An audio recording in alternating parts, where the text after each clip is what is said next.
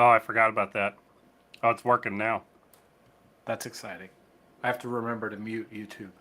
You're only 720p, Tubby. Why is that? I don't know.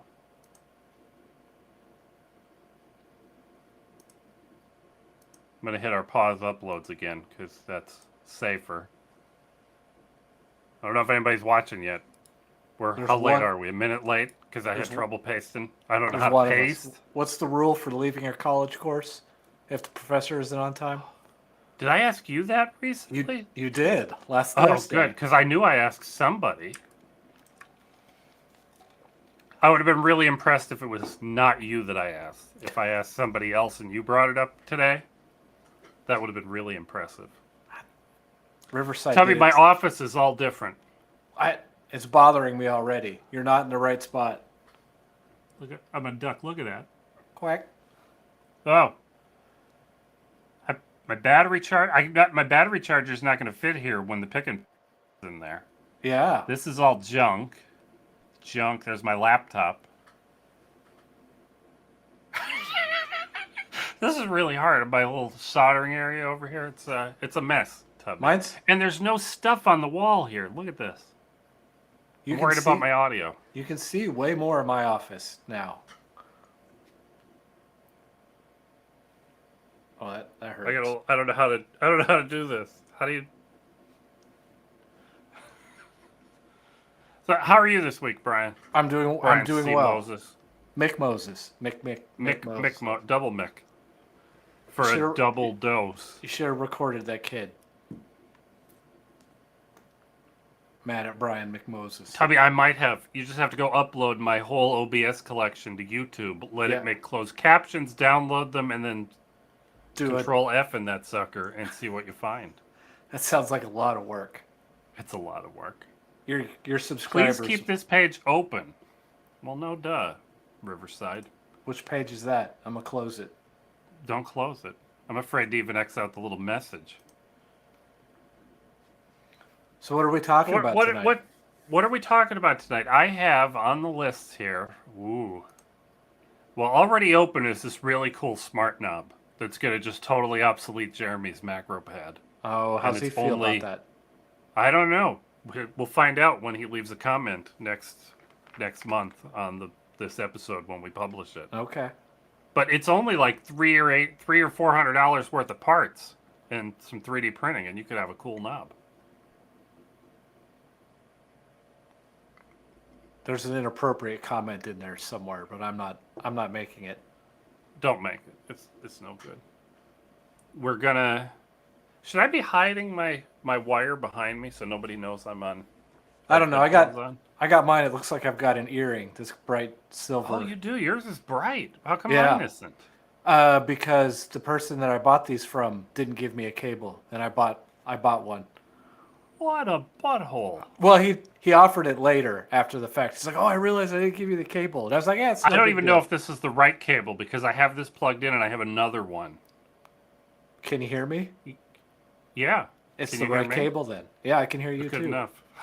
That was smart, Tubby. That was really smart. I want to redo the Pinecil episode tonight because we did a poor job on that. I don't know. Not only did we do a poor job, Tubby, but Joshua Bardwell did 2 good jobs on Pinecil videos right as I was about to edit and publish ours. And I said, well, we did not. We don't want to compete with Mr. Bardwell. No, not with what we had. That was very haphazard. I made more notes. There's 4 lines worth of notes this week. They're an enthusiastic community that we should be eager to try and plug into. The solderers. The social. Oh no, just the number of social media interactions I got out of sharing that little case I 3D printed You sure did. Was impressive. So that's 2. This thing, the Pinecil, I have to jibber jabber for about a half hour about my espresso machine conundrum from this week, right? And I don't know which of these other 3 things. Tubby, what are you feeling? Well, you got. I'm a little worried I'll complain too much about the price of the carbide spindle. but I think that's okay. You have to make sure you turn the butter what? Butter what? Is that your face on there, Tubby? That is my face on there. It's difficult to see. It's a little subtle. So what do you think? Should we do this smart? Now I got the wire all goofed up. Okay, we're just gonna leave it down. What makes it a smart knob? It's a smart knob? Is that a smart knob? Yeah, it's a smart knob with a capital K knob in the middle, and I can play this when we get started. Okay. Too. You should introduce us first. I will. Let me make sure I don't have coffee. I got milk. New beard trimmer. It's way Did way you shorter. really? I did. Is it a good one? Are you happy about it? Should we talk about it on the? Do you want to talk about my nose hair trimmer? No, but it has a nose hair trimmer attachment. Oh, nice. Nice. Mine's manual. I've had it for 14 years. Holy moly, manual. And it Scissors. still works. Manual. You just put it up there and you turn it slowly. You don't it's not like a, like a. You put it up your nose, bro. Yeah, I understand that part, but Do you want to see it? No. I can go get it. No. Nobody wants to see that. One time I visited home and I was at a bar with, my old high school friends. And we spent 15 minutes talking about nose hair trimmers, and everybody wanted to buy the one I had. Interesting. God, Yeah, it was fantastic. that's got to be a sign of middle age. You go to the bar and you talk about nose hair trimmers. Do you know how long ago that was? I can only imagine. It was a long time ago. We were already old. You were prematurely old. A lot of people don't know that you're older than me. It's because of my age. It's because of your age, Tuffy. my youthful good looks. All right. Oh, shirt. I drank more, so I got to check again. Did you spill any coffee yet? I did not spill any coffee yet. I feel a little bit weird. I don't like the way I look here. I look a little. Yeah, I don't know. I'm not going to worry about it, though. You're in the wrong spot. That's what's bothering. That's the only thing that's Is that bothering me. You know what I don't like? The corner's directly behind me. I don't know if you could see it with this angle here, but it's right. Yep. Right there. Those two lines are going right into my ears here. Of the chair rail, and you could draw something on those in the corner of the room to stick out the side of your head. And it could be a hat. All right, I'm going to give this a shot here. What are we talking about? Oh, the smart thing. And there's a whole little write-up here that's not terribly detailed. There's a project list. I should open that before we get going, shouldn't I? Geez, carbuyer.uk. What is that doing here? A longer demonstration? Small demo. Oh God. I feel dumb. It was like on hackaday.io or something. Hackster.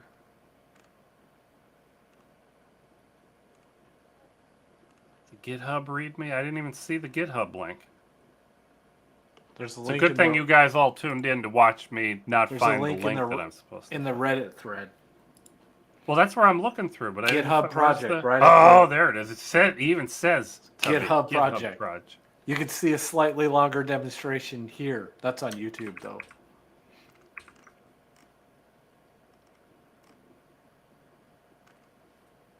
You can't buy the motors anymore. Oh, he's got a CAD view here. Is the price here before I think that was in the Reddit thread. It was like $200. $100 to $200, depending on what kind of deal you got. And it's just one button. Just one rotary. You can click it and you can spin it. You can boop it and you can boop the like button.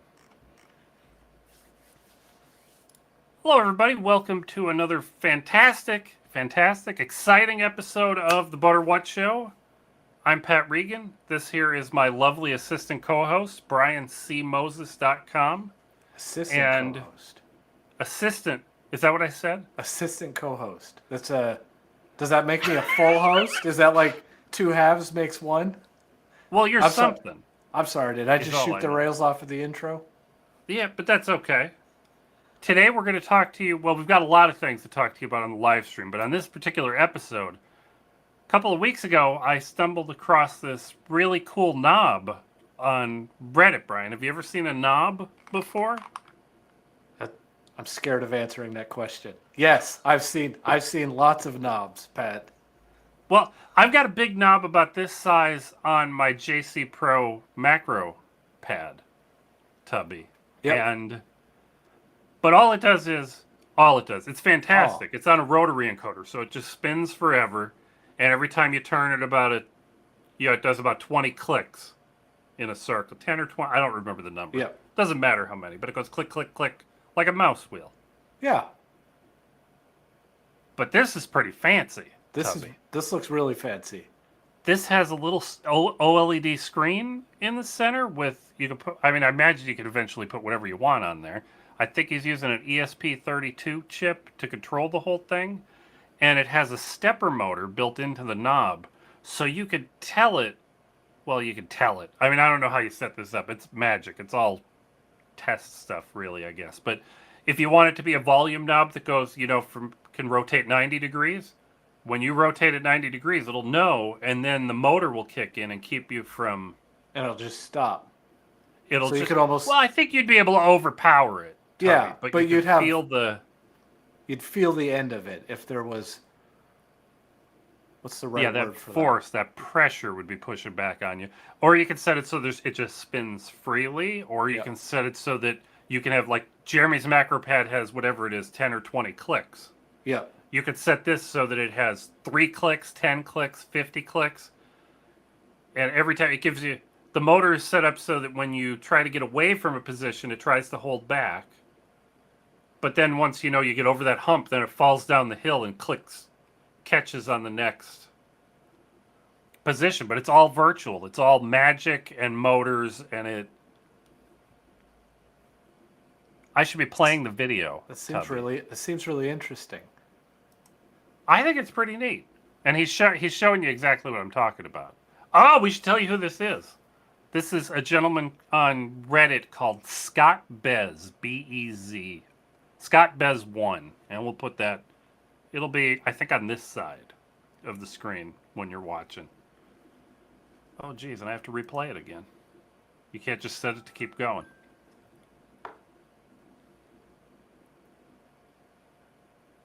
But I would like to have one of these on my desk. I don't know exactly what I would control with it, but... As much as I like the volume knob that our Bose headphones on its little puck. I don't know what you call it. Yep.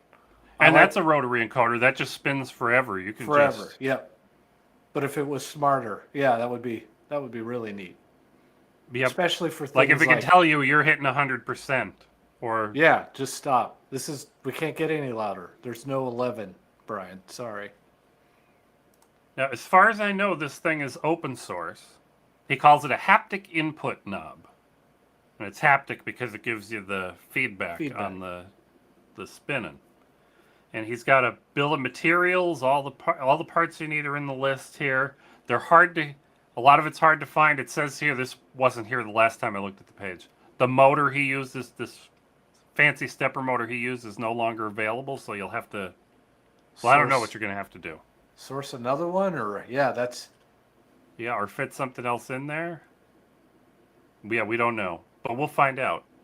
But I'm a little bummed out because it's rather expensive. I think he said it cost him almost $200 to build his.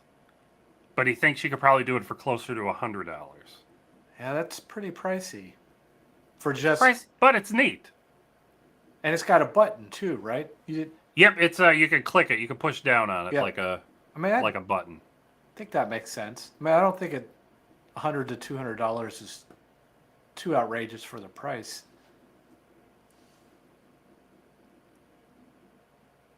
What would you do with something like this?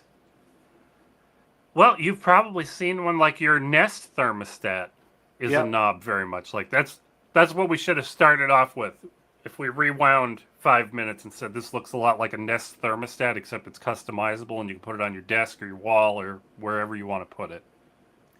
And it's running. Volume makes a lot of sense to me. Temperature controls. Yep. And you can set it up probably so, clicking on it would cycle from, one different. Yeah, setting hopefully it to would another. you'd be able to do, different functions on different. But that's the thing. This doesn't do anything by itself, Tubby. Yeah. This is a project with source code in it.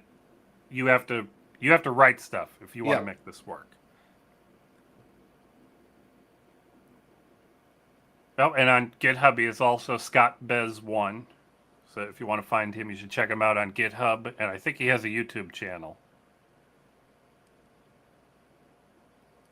Should we say anything else about this, Tubby? We should ask people what they would do with it. Oh, Tubby, that is smart. It's like I've been watching. You want to ask everybody? I could try. Sure. So, what do you guys all think? What would you use a smart knob for? What kind of adventurous? No, that wasn't good. You can adjust the pressure in the tires on Knight Rider. That would be Look hysterical. it up, 1 PSI at a time. A flight sim. What would you do? That would be. Yeah. Oh, I'm sure there's a Kerbal Space Program. Yeah, Kerbal Space Program to use this. Click it to stage and maybe your throttle up and down. I don't know, but what would you do in TF2? Aim your call sentry. for the medic. Aim your sentry. Medic.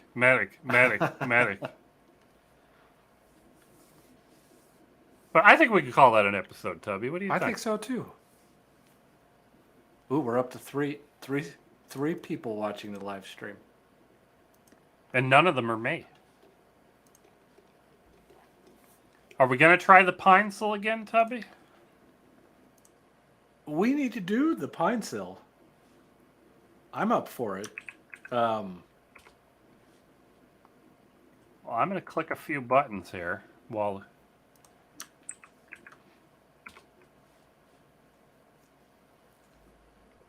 I have my little power brick. I have the Pine Sill here. I didn't bring the cable. That's a USB-C cable. That's fine. Should I find a USB-C cable? Is this like the one that I'm using? Like the one that's right here? here? You've got one. I got everything. I got 2 tips. I got a great big hook-shaped tip. Jeez, I have an extension. Jeez, the cable I'm using is not in my Amazon order history. Did you buy it if it's not in your Amazon order history? I'm really curious where it came. I wonder if I stole it from your Pi box. I wonder if I swapped a cable in the Pi. Yeah, I think that Pi had KVM box. That had a couple USB-C to A cables, not by mistake. You just but this is C to C. It's C and into it has the Pi, to be C to isn't it? C because it's going to be a PD. You need a USB PD. Yeah. Doodad. No, the Pi KVM box, that little power switcher, it's C into the Raspberry Pi, right? Yeah, and all of its ports are C. Yeah. So but I must still have a cable in there. If you're using it, you would think. Pretty sure I do. I'm going to zoom these pages in a little bit here, Tubby. Share your Pi KVM box with me, and I'll shut something down and see if it's working. Well, it's not plugged in. We don't have that kind of time here, Tubby. Did you tell me if they charge shipping from the Pine 64 website? I don't remember. I'm pretending I'm buying this here. Okay. Calculate shipping. Oh, geez. Country. United States. Good gravy. You need to know. They want to know the whole thing. Shipping, $22. How did you get to 20? I put the correct information. Oh, the update was grayed out. Oh, you can do standard $12. You can do standard shipping. I'm looking at my invoice. Oh. Well, we could do it for 12. Okay. So pretty much what we've learned here, you can get a prime for 35 or 26 plus 12. 38. Pretty much the same thing. Yeah. $35.99 versus it's cheaper from Amazon. Okay. Unless you're Okay. getting two. I bet if you get two.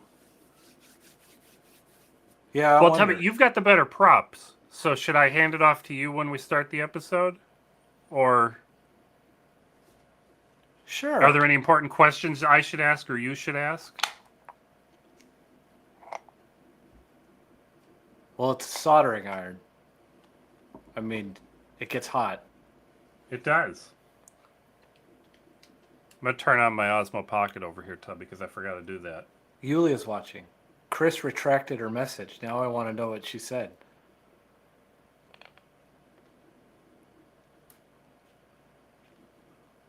All right, the Osmo's recording now, too.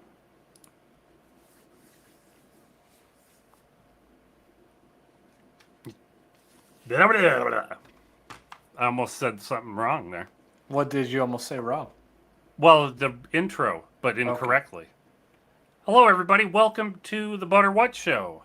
This is my lovely co-host, BrianCMoses.com, and I am the other co-host, Pat Regan. And we're here to talk to you this episode about soldering irons. Well, a particular soldering iron. It's this little inexpensive Pine-Sol. Ooh, let's look at Brian's because he's got he went bananas. He 3D printed a case. It's got a little skateboard bearing in there so you don't burn the plastic when you set your soldering iron down. It's just fantastic. Tell me about that, Tubby. Well, the case is awesome, but the case is not as awesome as the Pine-Sol. I got these back in January for us. Originally, I'd wanted them as a nice little travel soldering iron for when we were out in the field flying quadcopters and needing an emergency repair. But after your glowing review, just using it around the house, I decided to After try I had it sitting on my desk for a year and a half, not using it. Yeah, me too. Don't forget that part. I didn't use it. Well, I kept reading, great reviews, everybody talking about it, and I felt bad for not using it. And then you used yours, and I felt really guilty. So this past, I think about a month ago, I went in and flashed a bunch of smart plugs with Tasmota on it, and I was just soldering, the wires right to each of the smart plugs PCBs. And I used my Pine-Sol for the first time then, and I thought it was awesome.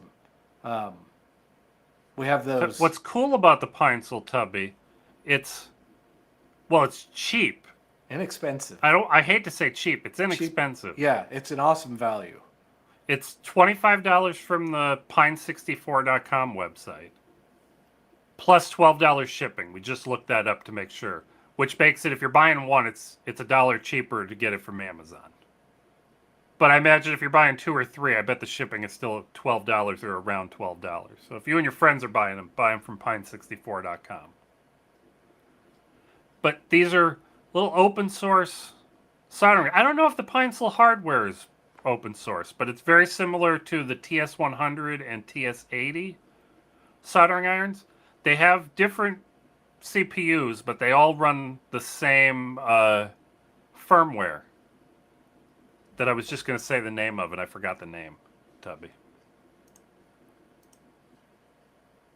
Iron OS.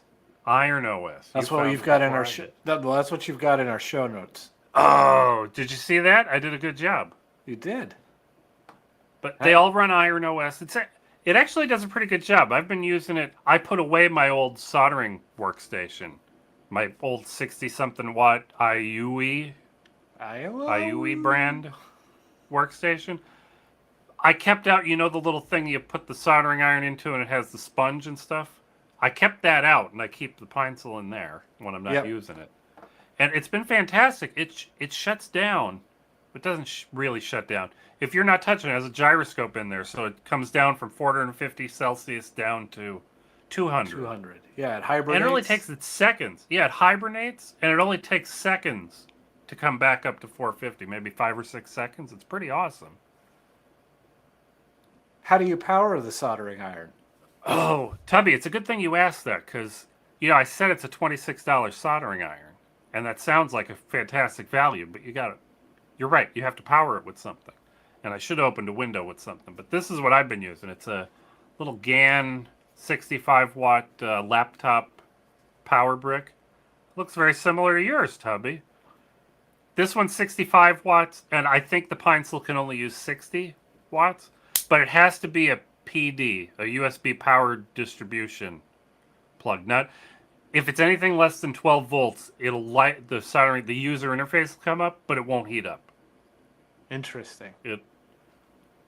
So you have to have a beefy one of these, and these are only about $20, but they go on sale all the time. I paid $11 for this one. I just saw one a few days ago that was like $8 for a 65 watt. Yeah, And you'll need a cable. You need a USB-C cable, a nice one. Just see, we almost missed all this important stuff again. What you guys might not know is we recorded this same episode last month, but we left everything out. We forgot all the things. So we're trying to do a better job this month.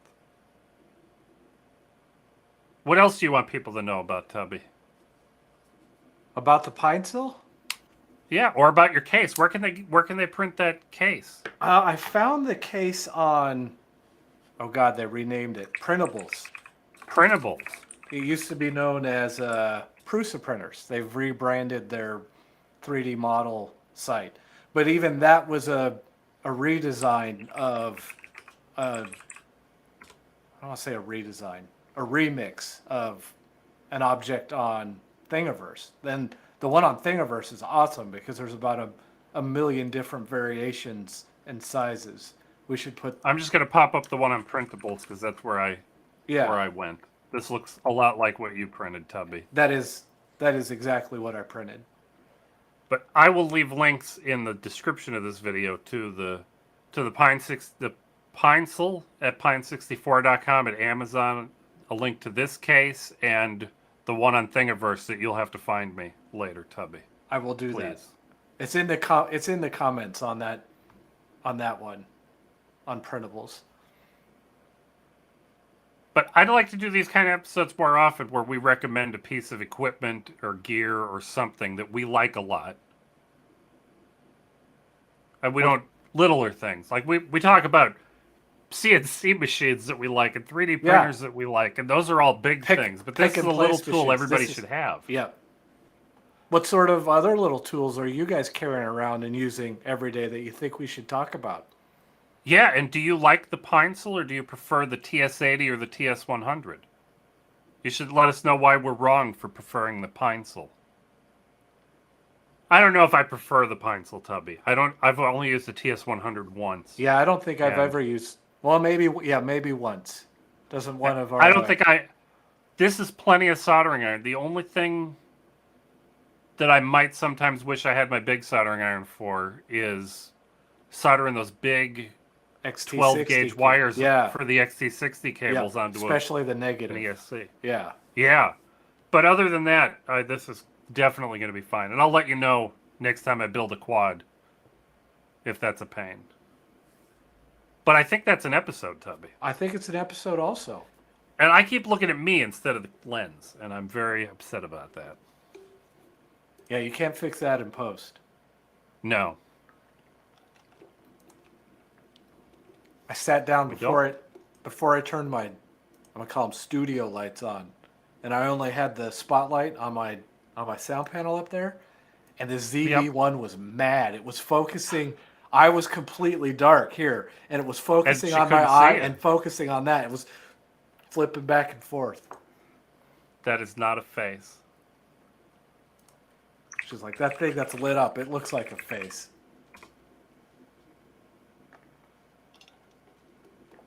I see Joshua Bardwell. I'm gonna find my my Rancilio Sylvia blog and maybe an Amazon listing.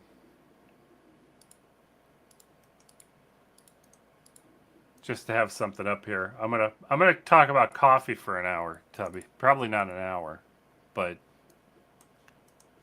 Your tweets of the corroded heating element.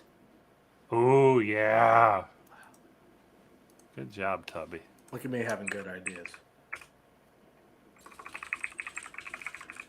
I'm not even gonna search for that. It'll be recent, so I can just pluck it right out here. It'll be media, a media tweet. Oh, I wish I didn't throw it away. I'd hold it up. It looks like a light bulb, Tubby. It does look like CFL light bulb. Wow, have I done this much since fixing the... I did. Do you know what happened today, Pat? No. Yulia made me coffee. Shut the front door. She did.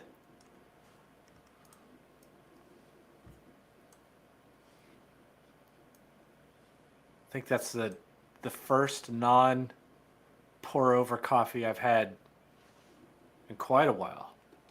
Almost a year.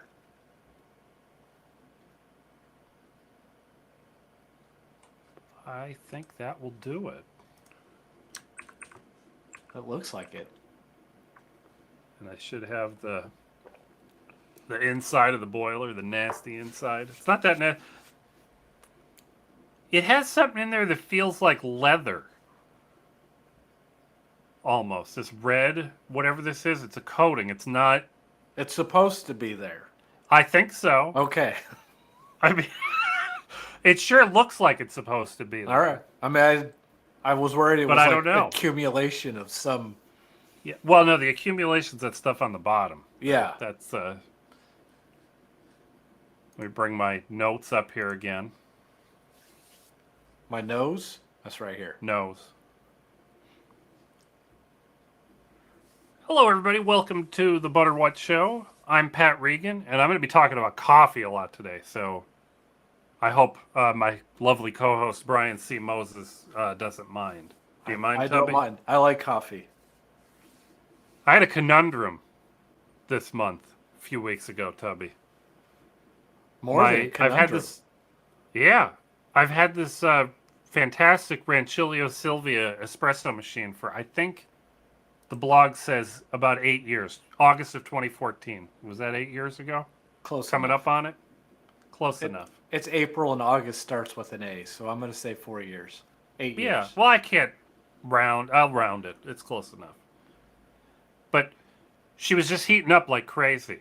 Her internals are fantastic. It's all very simple stuff. There's no electronics. There's no magic. There's no microcontrollers. It's just, there's physical thermostats that you hear them click and the relay pops and they turn on. There's one for the brewing temperature at 100 Celsius. There's one for steaming at, I think it's 140 Celsius. And then there's a third thermostat that I don't even know what it is, but it's hot. It's very hot. And it has a physical button you have to hit to reset it if that one pops. And mine kept just lighting them all up. Even if you turned everything off except power, it was bad news. It was just heating everything up. I thought it was going to be a bad thermostat, so I replaced both of the thermostats because one was acting up 3 years ago. And I bought the brew thermostat was acting up 3 years ago, so I ordered a new one. And while I was waiting for it to show up, it just started working. So I never replaced it. So I figured, well, this time it must be both thermostats, right? That makes sense, doesn't it? Seems reasonable. I thought so. So I replaced the two thermostats and it didn't help, Tubby. And then I noticed it was leaking out the top of the boiler. And I figured maybe that's shorting something. It was bad news, but it doesn't matter. The important thing is it was a $4 gasket that I knew I needed to replace to stop the leak. But thankfully I said, it's only $100 for a new heater. And since I'm going into the deepest, darkest trenches of that espresso machine, I'd rather replace the heater today than, have it fail in 2 years. That makes sense. And Tubby, I have a picture here. The heater was cracked. Right here, you can see the wiring on the inside was... I think that wiring was shorting out and just keeping the heater going Interesting. forever. That's my guess. I don't understand. How long was Miss Sylvia out of commission? About a week and a half, because I waited for the second thermostat, the steamer thermostat, to show up before I figured out that there's a leak. Then I had to order, the heater and the gaskets and stuff. And then once they came in, I got to work fast. I mean, I didn't have my good coffee for It's a long more time than a to week. That's a long time to go. It's a really long time to go. But the tragedy isn't really. That's all I've talked about so far, Tubby, but that's not what I'm excited about. I think this is awesome because a machine like the Rancilio Sylvia, it's expensive, but everything inside is repairable. You could buy all of the individual components separately and build a Rancilio Sylvia in your kitchen if you really wanted to. And I've been doing the math, Tubby. How many lattes do you think I've made in 8 years? In 8 years. A latte of them. A very latte of them. I figure it's somewhere between, on the very low side. Yeah, I'm just doing math because I didn't. I don't have a logbook. Yeah. I'm not that organized. But definitely more than 3,000 lattes and probably more than 4,000 lattes. So if you amortize that out, the cost of a Rancilio Sylvia today is a little over $800. And an appropriate grinder, like the one that I have that you can't buy anymore, was about $350. And, I've sunk a few $100s into repairs here and there of the grinder and the, parts and stuff. But I'm down at around just over 30 cents a latte is what the equipment has cost me over the last 8 years. And I think that's pretty reasonable. I think Starbucks would be pretty excited about that. They'd consider you some severe competition. Well, at least you don't have to pay your baristas, though. I don't have to pay. I'm the barista, and I'm not very good at it, but I do a good enough job. And even at Starbucks, a latte is not that expensive. They might be $3. And I imagine I put $1 or $2 of milk and coffee, beans into those lattes. So it's not like I'm saving a lot of money. But what I figure I'm saving is time. Yes. Because it takes me about 6 or 7 minutes to make a latte in my kitchen. That's how long it would take me to walk into the Starbucks, place an order, do whatever you do, and walk out, right? Just get up and get out of the house and get into your car almost takes that long. Yeah, and that's not even driving. Yep. So you should buy an espresso machine, everyone. If you're an espresso fan, you should buy an espresso machine. Yeah, or if you like the milk drinks like I do, go buy an espresso machine. I don't know if that was a good story, Tubby, but I like it. It was meaningful to me. Yeah. Well, and it's complimentary to content to previous coffee videos. To other coffee videos, other content that you've created on your blog. I will play the video, that little you made me put together an advertisement for the WDT tool. I'll put that over the this web browser. Yeah. When we publish the episode.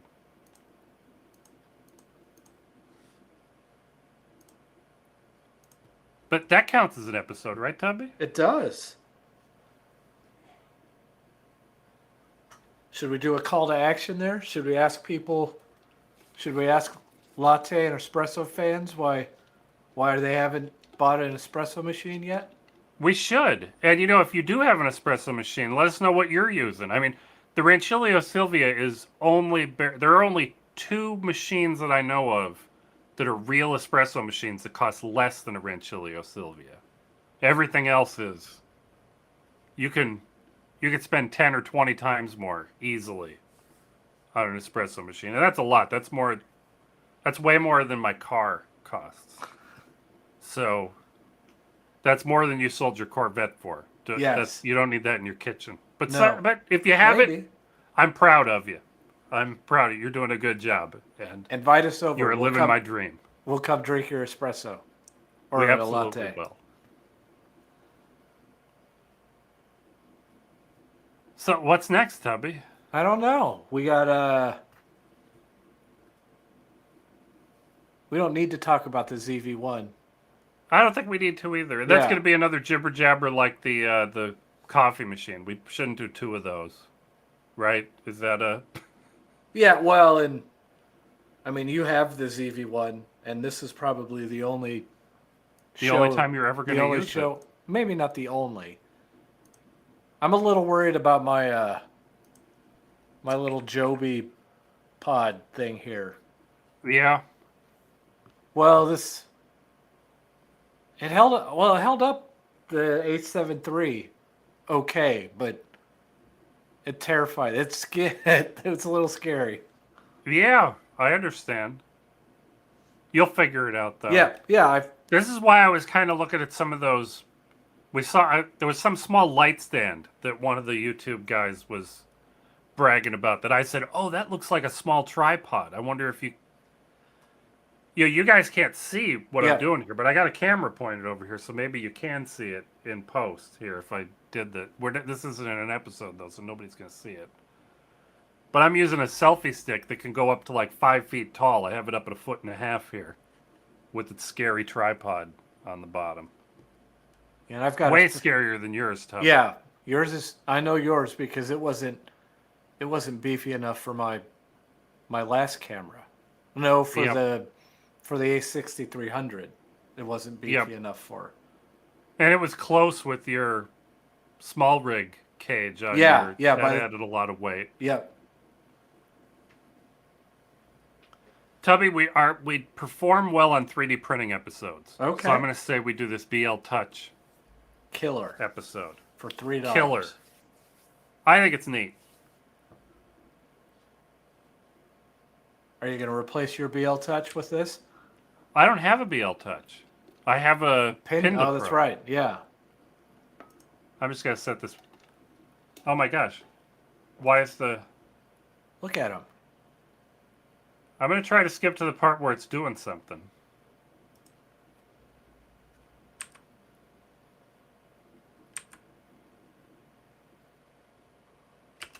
I'm going to pause it here because I will play it so I can talk about it. This is a fascinating little piece of engineering, Tubby. I watched the video. It went into short-term memory and it did not stay in long-term. It did not stay in it long enough to get written to disk. Well, I bet you'll catch up because I Alright. think it's a pretty simple concept, but it's awesome. I don't know how well it works. I mean, this is the only time I've seen it, but Yep. hello, everybody. Welcome to the Butter What Show. I'm Pat Regan. I'm joined here with my lovely co-host. He's been lovely 4 times tonight now, Brian C. Moses. And we have a 3D printing topic to talk to you about, Tubby. This is the Tubby. Well, you in YouTube land, you are not Tubby. Brian is Tubby, obviously. But we have this $3 BL Touch Killer from, I should know who it is, Tubby. Design Prototype Test is the name of this gentleman's YouTube channel. Do you know what this is? I do not. Can you tell me about it? I sure can, Tubby. Now, on me and you have Prusa Mark III printers, 3S, whatever they are. And they use a magnetic Pinda probe. Induction? I don't know what it is. It's magic. It doesn't make contact with the bed to see how far away the bed is. It gets close and it triggers a sensor. It says, oh yeah, I'm this close to the bed, and then it pokes around to 49 places and says, this is the shape of your bed. The cool thing about your new printer that you didn't buy yet, the Prusa XL, is that instead of guessing how far, instead of... Our printer doesn't know how far away the PEI is. You have to tell it how far the PEI is from the steel plate underneath. That's kind of what you have to calibrate. Yep. But your Prusa XL that's going to physically touch that plate, and the BL Touch probe that everybody uses on their Ender 3, they actually know where the plate is. It could be made out of plywood, cheese, pizza, anything, and it would find those points, which is kind of cool. It gives you some extra options. Like, you're not Yeah. going to goof it up if you put a layer of, like, 3 layers of painter's tape on there to print TPU or something where it's going to goof up your layer height. But what this gentleman has done, instead of buying a $60 or $80 BL Touch probe, and I hear you have to buy the genuine ones, the knockoffs are Dicey. iffy. Yeah.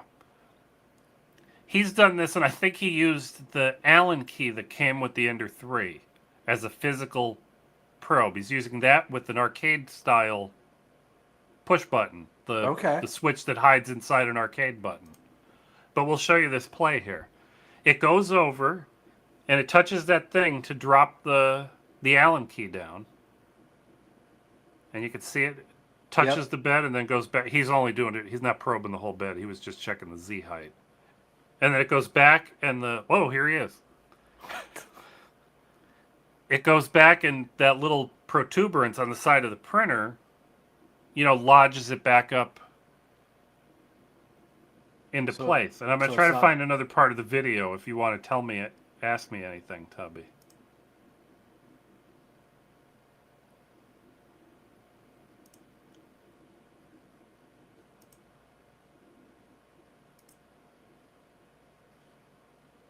He's about to do a real bed level here. So it knows what does it know? The length of the Allen key and the throw of the switch, and it's doing... Yeah, like what you have to know, how you calibrate in the Prusa, you tell it what the offset is? Yeah. The Ender 3's firmware will have a similar number like that offset that you're going to calibrate. So you have to calibrate that once, but even if you put a 1-inch thick piece of... Maybe it wouldn't go that far, but... Yeah, but... if you put a 2x4 down on your bed, it would find the top of that 2x4. Gotcha. Not that you're ever going to want to find the top of a 2x4, Tubby. That wouldn't even... Oh, he's showing you a wavy bed. I could tell, even without the audio, that was what he was doing. And I thought I was close. Here it goes. He's just doing a 9-point bed leveling. And then he does a print to show you that it is indeed... It did do the work. He's proving that it actually works. And I believe him. This makes total sense that this should work. Now, I'm not giving up my Pinda probe. I don't know about you, Tubby. But the Pinda probe is susceptible to heat. If your office gets below a certain temperature, it gets out of calibration, and you're not going to get a good first layer out of a Pinda probe. And the poor guy, he's showing you there's a poorly printed part there because he has a gouge in his bed. Right there.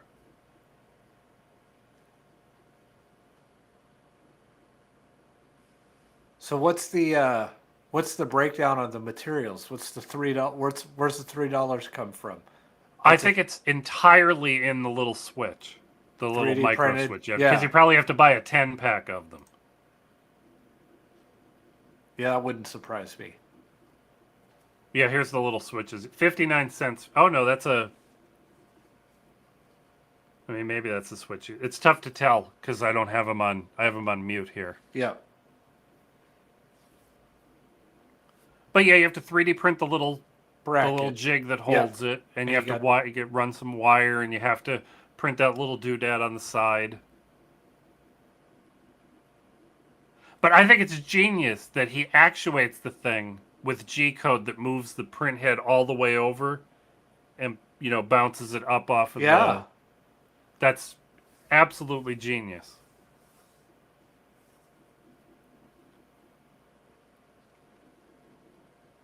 But if you don't have auto bed leveling yet, and you're too cheap to buy a BL Touch, you might want to check this out. This might be your speed. Everybody should have auto bed leveling.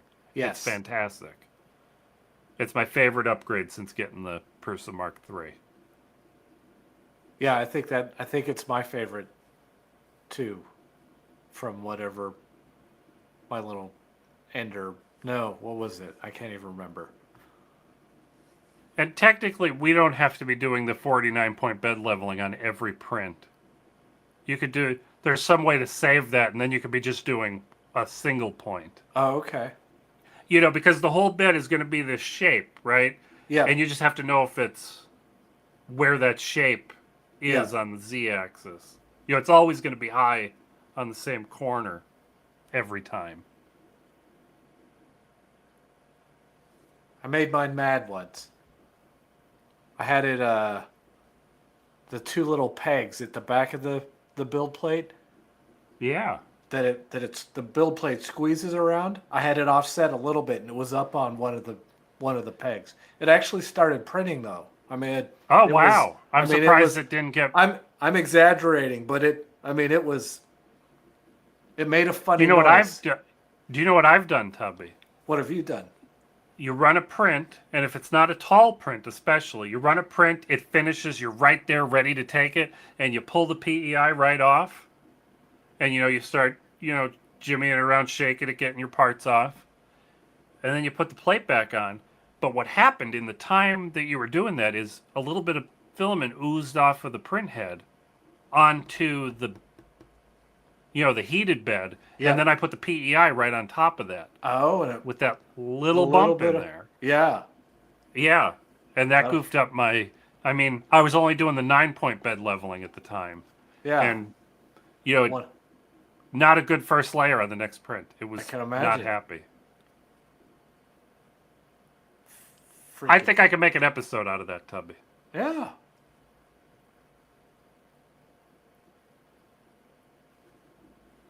Poor guy with the gouge on his Ender 3. Thought you were gonna tell me that his G code went awry and he jam-a-lammed the Allen key right into his. It's Into easy the to do. bed. Geez, Alex came over one time and he brought G code with him from Fusion 360. And Fusion must run. I have my G28 G code point on my CNC set to a particular, somewhere near where my material always is. So I just give it a G28, it gets in close, and then I can jigger it into where it needs to be. Well, his G code did something else, ran a G28, and then it tried to send To outer space. send that tool to where it doesn't go, and it smashed it. It destroyed an 8mm end mill, or an 1/8 inch end mill just right off the front of the machine. It went twang, and Oh my goodness. oh, it was so bad, so bad. So I can imagine doing that with the Allen key. Yeah. I could completely, but an Ender 3 is not going to break the Allen key like Yeah. the Shapeoko did to that carbide end mill. Just done. We don't trust G code from others. No, never trust anyone's G code, especially Alex. Why is Alex? Tell me, we've done a good job. We did 4 episodes in 52 minutes. We're getting more efficient. Are we? Maybe. We used to go to an hour and a half a lot, We used to have a large audience to entertain and interact. It's true. with. Nobody's tuning in this week. But that's okay. That's fine. And we I like ain't the mad. people who tuned in. We appreciate them. It's true. What should I do with all of these bearings? I have some bearings. I put them in my there's a thing over the drawers over there, right here. I opened a drawer and I poured them in and I closed the drawer. We'll never see them again. What kind of bearings were they? I should have asked you. Some kind of skateboard bearings. I don't know the numbers though. I think Alex bought too many and he handed me a bag or something. I can't remember when I was. The TS80 and the TS100 are different sizes, so they recommended 2 different bearings. And I bought one and then realized, oh shoot, I bought the wrong ones. So I bought the others. And then I said, I'm not going to return these. I need to Put them in your Tindy store. just list them. One bearing. Put in the listing that it's for the Pinesil case, and you've got them like $1 each or whatever. I don't know what. You'll throw them in it. Will they fit in an envelope like a regular 25 cent? I mean- How much is a stamp? Not 25 25. It hasn't been 25 cents since like the 90s, Pat. Chris, how much is Oh. a stamp? Okay, But we Google. figured it out. Like you could go to a pretty big number. It's like 2 ounces or 3 ounce. It's maybe not 3 ounces. 1.5 ounces in Yeah, an envelope. Yeah, I figured I could, when I was shipping USB drives and stickers to people. that it just took 2 stamps to get a padded envelope and the sticker and the USB Oh, drive. that's pretty good. I would have expected it to be because the smallest, the smallest pirate ship will give me for basically an empty padded envelope is like $3. Okay. Wow. But I could put like 5 Uber lights in a regular number 10 envelope Yep. and put 1 stamp on it, and it'll go, and that'll be fine. And they rip us off. Did you know there's a special international stamp that costs less than the number of stamps you have to put on to ship international? Yeah, you pay like an extra 40 cents or something if you only have regular stamps. Who do those people think they are? They think they're the post office. I blame Cliff Clavin from the 80s. Poor Cliff. I know, right? Yeah, but you should totally put those in your Tindy store. I don't plan to sell that Pine-Sol case. I don't. No, I know. Yeah. But then when you write your blog about it, and when we publish this video, we could say you could get we'll put the link in there. All right. Because then who wants to pay $10 for 80 bearings? Yeah. When Well, I you pay didn't. $2 for just the one. I didn't get 80. Yeah. Or, whatever. I don't know the number. But I bought a lot. I don't like understand the 20 numbers. bucks. 20 bucks for 10, maybe. Yeah. Or 10 bucks for 10. I can't remember. So they say put up $3 for one, plus shipping. A stamp. I don't know. What else do I have to do here, Tubby? Do I have to show anything off to you guys? Look at this. You did your whole office. You know what this is, Tubby? That came off of the back of my old desk. Yeah, all the hole underneath. I was joking. I didn't know I'd get this much off of there. I was joking with Chris. I handed her the impact gun and said, "Here, take these off." She was all excited to learn how to use the impact gun. And we Did ended I up have with like did I have it screwed up into that? I can't even remember. Yeah, it's like 3 screws per strip. 6 maybe, 2 rows on each strip. It was bananas. Look at everybody benefiting from my cable management. I know, right? Tubby, I like your lighting today. It looks very nice. I don't know that I did anything different. I mean, the lights. Well, just whatever. Well, you have a new camera that might have I was slightly better. I was about to say, I think it's all the camera. I don't like it. I'm done, Pat. Yeah. Well, I don't like your choice of shirt today, Tubby. Yeah, it was. It's too. I don't know what it's. Is it gray? It is Gray. green gray. Yeah, it looks a little brown. Yeah. Like your background and your face and your hair and your desk. And Yeah. It's a very brown. I'm not. It's fine. I'm down at ISO 250. That's not bad. Yeah, well, it could be a bit. I thought maybe a bit brighter. No, I don't think know. your exposure of view is good. Tubby, I have my lights turned way down to get ISO 125. This is when they're all the way up. Yeah. Shirt. How do I fix this? Is that close enough? I was having a hard time messing with the ZV-1 yesterday. It wasn't How letting come? me. It wasn't letting me set the shutter speed. Or I kept looking at it knowing that I needed to change the shutter speed. So it was really were dark. you just not in manual? You were in aperture priority No. or something? I was in manual. Well, and I was doing everything, in reverse, right? So I'm hitting buttons and I didn't understand. I didn't even know what button I needed to be hitting. Yeah. And I couldn't do it from the remote app. And that's where I was getting flustered. You know what? That makes sense. And all of the cables are pretty taut, so it's not real easy for me. And if I spin this little Joby tripod guy the wrong way, it'll loosen it, and the whole ZV-1 came crashing down once. Then I was about to say, I sorted out almost all my problems with the EVGA doodad by plugging it directly in. Both my USB hubs are garbage. it's interesting. One of the watch this suggestion YouTube videos, but it was some guy, I forget who, which YouTube PC enthusiast, and he said it was like 10 tips that you used to tell people that aren't valid anymore. And one of them was buy powered USB hubs, because I guess hubs are just crap. I don't know. I didn't get These are it. powered hubs. Yeah, These are for sure powered. Mine are powered also, but I've got one that's flaky. You've got one that's flaky.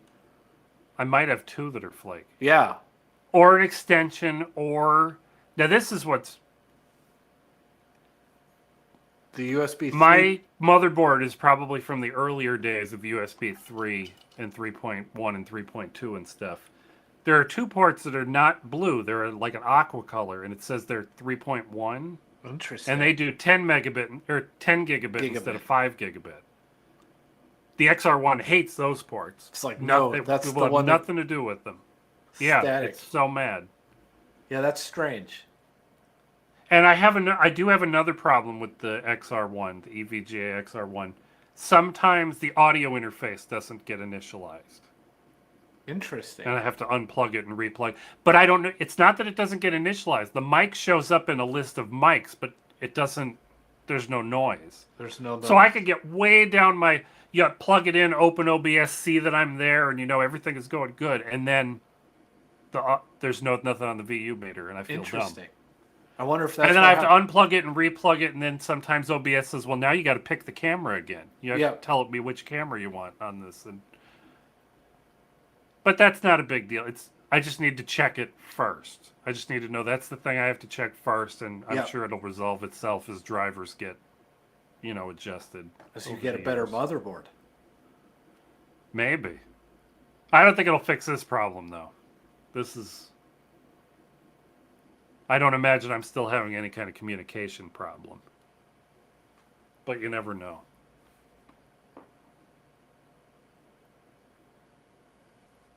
I hear GPUs are starting to drop in price a little bit. A 3080 Ti was advertised at me for $1,500. Oh, that's a big card too. Yeah. I like the 3080 Ti more than the 3090. The 3090 it's a little more card, but it's twice as much video RAM, like 24 gig instead of 12. I have no idea what I would do with 24 gig of video RAM. Can ZFS use it as cache? Maybe. But it's too expensive to use it for that. You just put more RAM in your machine. Yeah. Instead, I'm starting to feel video RAM problems because I know I don't have enough. I have enough to play any game I want to play, but I don't have enough to load a game, load DaVinci Resolve, and have my browser running all at the same time. They're all the browser only uses a few hundred meg, and DaVinci wants about a gig. I only have 4 gig. The game wants the rest, and I have a goofy. My NVIDIA 970, they lied to us. It doesn't really have 4 gig of RAM. It does, but a half a gig of it is on a slower bus than the rest. Interesting. So once you go over 3.5, your game slows down. Yeah. Because anytime it has to get to so if every frame it has to hit that extra 512, it just. Yeah, I don't think I would care if that wasn't a problem because everything would swap and do the right things, but I don't think it's smart about that extra 512. Yeah. Like, you would hope the browser would end up in there, right? Yeah, something else. Yeah, but it doesn't work that way. Every now and then a game just slows down and I don't know why. Then you're like, oh shit, now I know why. 58 cents for a stamp, Tubby. 58 cents.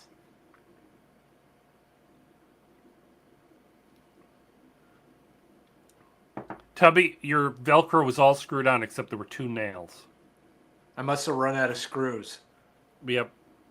Or maybe I nailed a couple and it started pulling out and I just said, I'll just use screws. I can't remember. I know what we could have talked about today. Well, it could but it would not have been an informative episode. I'm excited about that Ryzen 5800 X3D. Okay. Chip with the triple cache, size cache, 96 meg. And they also just released the 5700X that's clocked almost identical to the 5800 X3D, but just without the extra. Yeah. That's the benchmark I'm waiting for. I want to see some people get these in their hands and see the 5700X versus the 5800 X3D. Yeah, because I expect some things are going to be lightning fast with the extra cache. I mean, it's not even going to be a competition, but a lot of things will just be the same. Yeah. Because you won't need it, it won't matter. I'm going to turn our uploads back on, Tubby, because we're just jibber jabbering. We don't need to. We don't need to sound good. Our two other audience members can deal with us being pixelated. Yeah, if we even are. We don't know if it'll happen. What are you doing this week, Tubby? I am going to take apart my PC and make sure I'm using all of my USB headers, and maybe nice job. And maybe put that USB card back in. I'll have so much USB on the back of my I tried to buy a hub last night, Tubby. Yeah? Because I'd like some ports that are easy to get to. Like I have a couple on the side of the desk here and a couple back here, and I'd like one of those to be reliable. Yeah.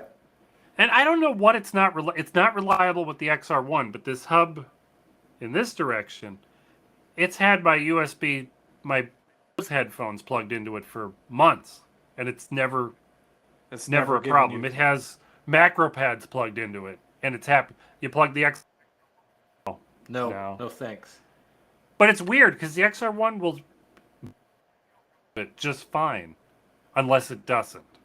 Sometimes and it's just not happy, but it amazes me that it works.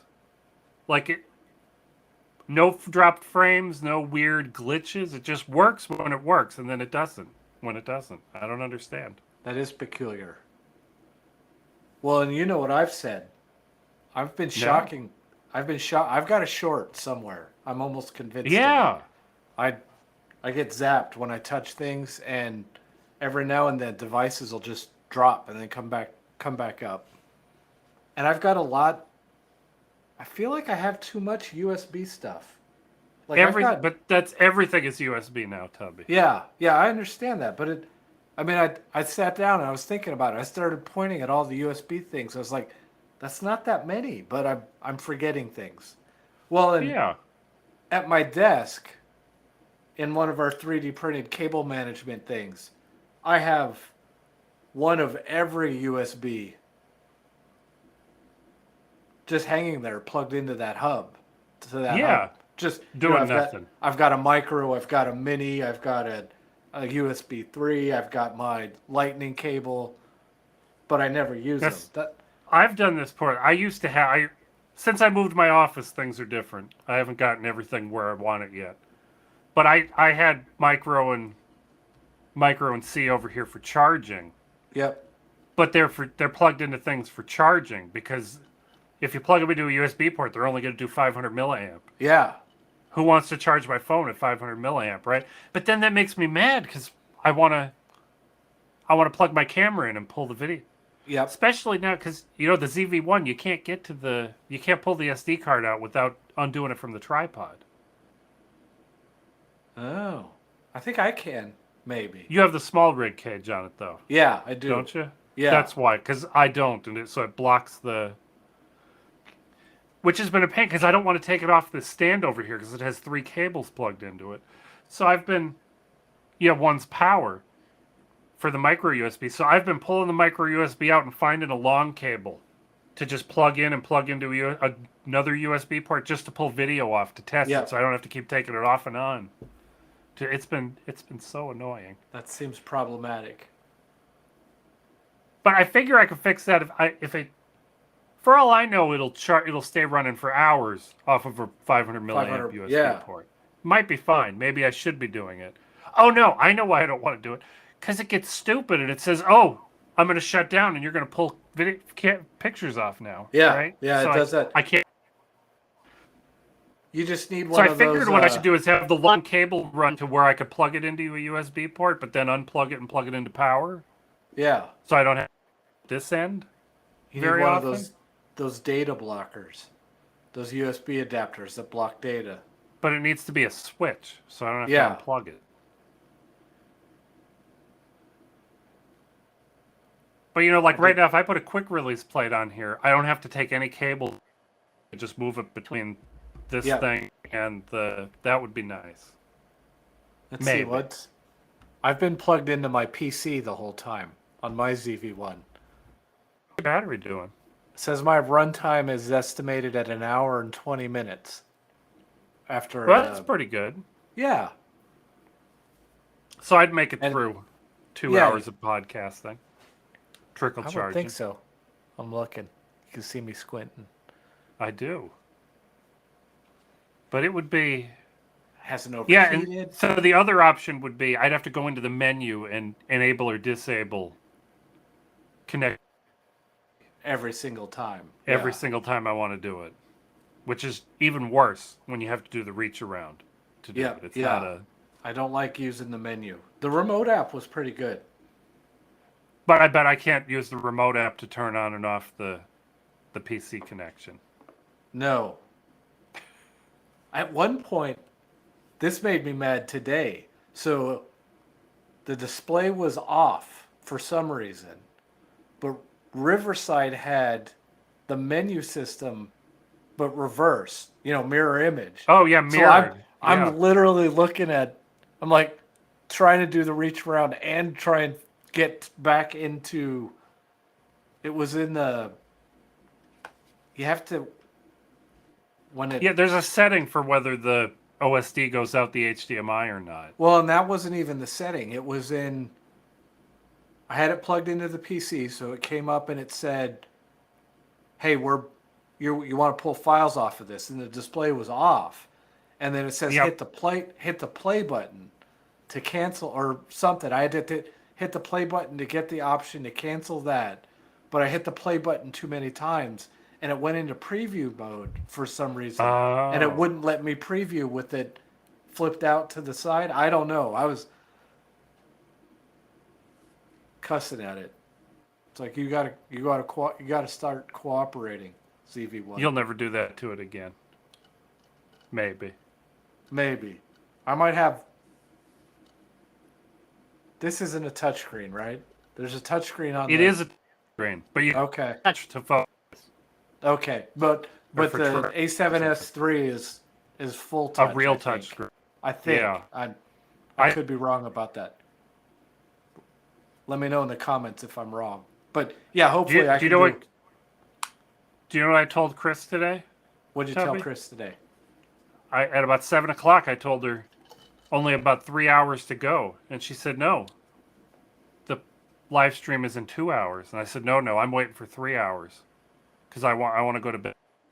Ah, well, we're over that. That's 15 minutes. Yeah, we are. Well, we're doing fine. That's fine. I went to bed very late last night, and then we had the cleaners were here at 11. So yeah, I saw that you were got up like and 3 moving. hours. Well, then you should hit the sack. Well, I will soon. I get to sleep in a bed tonight, again. Well, that's good. Thank goodness. Yeah. I feel a little. Oh, jeez. I feel like my temperature was a little cooler with just this light and not the other light. Yeah, you looked cool. Super cool. Permagreen. Permagreen. It's back here somewhere. Well, should we call it a night, Tubby? I think we should, unless there's something that one of our audience members wants to talk about. Yeah, I would answer questions, or I haven't been checking Discord. For all I know, somebody's talking to us. They're talking in the wrong spot.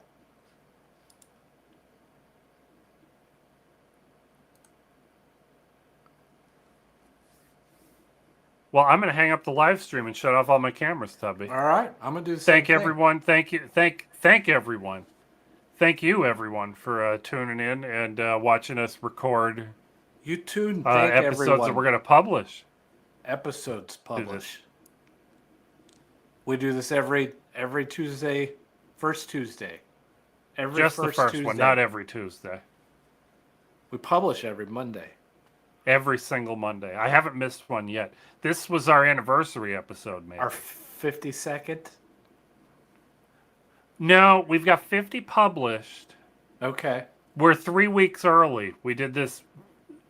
We didn't get the first Tuesday. Yeah. I think we're like 15 days earlier. I think our first one was April 20th last year. But we'll figure it out. We're getting better. We're getting better. I'm going to hit the hang up. You All guys all right.